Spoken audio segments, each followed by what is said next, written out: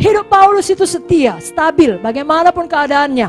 Dalam Kisah 20 ayat 18-19 ayat ini berkata, sesudah mereka datang, berkatalah Paulus pada mereka, kamu tahu bagaimana aku hidup di antara kamu sejak hari pertama aku tiba di Asia ini. Terjemahan aslinya mengatakan, bagaimana aku hidup di antara kamu sejak hari pertama dan sepanjang waktu aku tiba di Asia ini. Dan sepanjang waktu dia setia. Dengan segala rendah hati aku melayani Tuhan. Dalam pelayanan itu aku banyak mencucurkan air mata. Banyak mengalami pencobaan dari pihak orang Yahudi yang mau membunuh aku. Beginilah dia hamba Tuhan. Menghadapi resiko maut, saudaraku. Begitupun tetap setia. Saudara yang tidak menghadapi resiko maut, pakailah kesempatan itu untuk berbuah banyak-banyak bagi Tuhan secara nyata. Jangan jatuh bangun. Paulus tidak ada jatuh bangun. Sama seperti Musa dapat pengalaman semak belukar yang menyala, dia dapat pengalaman jatuh dari kuda, dia ketemu Tuhan, sejak saat itu tidak pernah dia mundur. Amin saudara. Amin saudara. Mari kita miliki Zoe, sifatnya Tuhan, kesetiaannya Tuhan. Tuhan Yesus setia, biarlah kita juga setia. Tuhan Yesus setia artinya dia dapat diandalkan. Pada masa kesesakan kita berseru kepada Tuhan, Tuhan menjawab. Tuhan gak bilang sebentar ya, aku hitung dulu, hari ini kau udah berdoa atau belum? Oh kau belum berdoa, belum baca firman, gak kutolong kau, gak ada gitu. Kapan kita berseru, Tuhan Yesus setia, dia menolong kita, dia dapat diandalkan. Saudaraku, biarlah saudara dapat diandalkan. Amin saudara. 2 Korintus 5 ayat 8-11. Hati kami tabah dan terlebih suka kami beralih dari tubuh ini untuk menetap pada Tuhan. Sebab itu juga kami berusaha, baik kami diam dalam tubuh ini maupun kami diam di luarnya, supaya kami berkenan kepadanya. Sebab kita semua harus menghadap tahta pengadilan Kristus, supaya setiap orang memperoleh apa yang patut diterimanya, sesuai dengan yang dilakukannya dalam hidupnya ini, baik ataupun jahat. Kami tahu apa artinya takut akan Tuhan. Karena itu kami berusaha meyakinkan orang. Bagi Allah hati kami nyata dengan terang. Dan aku harap hati kami nyata juga demikian bagi pertimbangan kamu. Bapak ibu saudara, biar Zoe menjadi nyata dalam hidup kita. Hidupnya Yesus jadi nyata dalam hidup kita. Kita tetap setia dalam kekurangan, dalam kelimpahan, dalam kesenangan, dalam persoalan, dalam penderitaan. Filipi 4 ayat 12. Aku tahu apa itu kekurangan, aku tahu apa itu kelimpahan. Dalam segala hal dan dalam segala perkara, tidak ada sesuatu yang merupakan rahasia bagiku. Baik dalam hal kenyang maupun dalam hal kelaparan, baik dalam hal kelimpahan maupun dalam hal kekurangan. Dalam penderitaan, dalam stres pun, biar itu jadikan kesempatan untuk mengeluarkan Zoe tadi.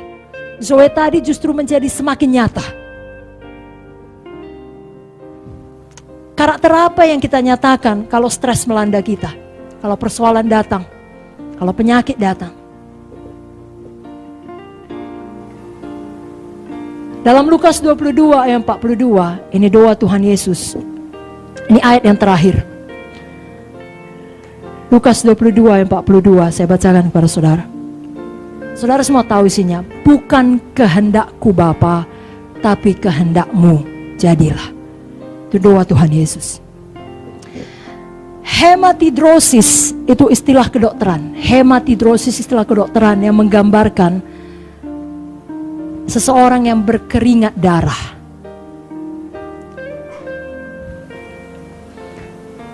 Ini sangat jarang terjadi. Ada kita yang sudah pernah keringat darah? Belum, saya harap tidak pernah. Tapi itu pernah terjadi dan dituliskan dalam Alkitab. Dialami oleh Tuhan Yesus sendiri. Dan ilmu kedokteran menerangkan itu akan terjadi kalau seseorang di bawah tekanan fisik yang sangat besar atau tekanan emosi, stres yang sangat besar. Seperti yang dialami Tuhan Yesus di Taman Getsemani. Tapi satu hal yang pasti, stres dapat menyatakan karakter kita yang sebenarnya. Nah, kalau kita perhatikan, karakter apa yang dinyatakan Tuhan Yesus di tengah stresnya yang sangat besar? Pada waktu dia harus menghadapi kematian. Nah, sebenarnya bukan itu kali. Pada waktu dia harus memikul semua dosa umat manusia. Karakter apa yang keluar? Apakah Tuhan Yesus berteriak dalam keputusasaan? Apakah Tuhan Yesus mempertimbangkan untuk memberontak kepada Bapa? Apakah Tuhan Yesus mau melarikan diri? Ataupun Tuhan Yesus marah kepada Bapa, merasa ini tidak adil ditimpakan kepadanya. Aku tidak berdosa, kenapa aku harus menanggungnya? Tidak. Apa yang dilakukan Tuhan Yesus tengah stres yang besar? Dia berdoa. Lalu dia menyerahkan dirinya kepada kehendak Bapa. Dan walau untuk itu dia harus membayarnya dengan nyawanya sendiri. Dari jawaban Yesus dan dari tindakannya setelah itu, kita tahu ada banyak dimensi karakter Yesus yang dinyatakan. Kasihnya dinyatakan. Kesetiaannya dinyatakan. Penguasaan dirinya dinyatakan. Dan itu semua adalah buah roh.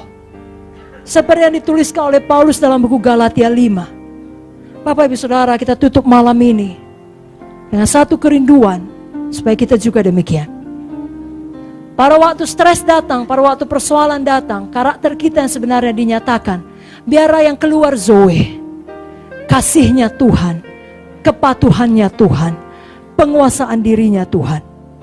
Jangan kalau stres datang yang dinyatakan kehendak daging kita, keluar amarah, keluar percideraan, keluar perselisihan, keluar iri hati, keluar kepentingan diri sendiri. Jangan demikian.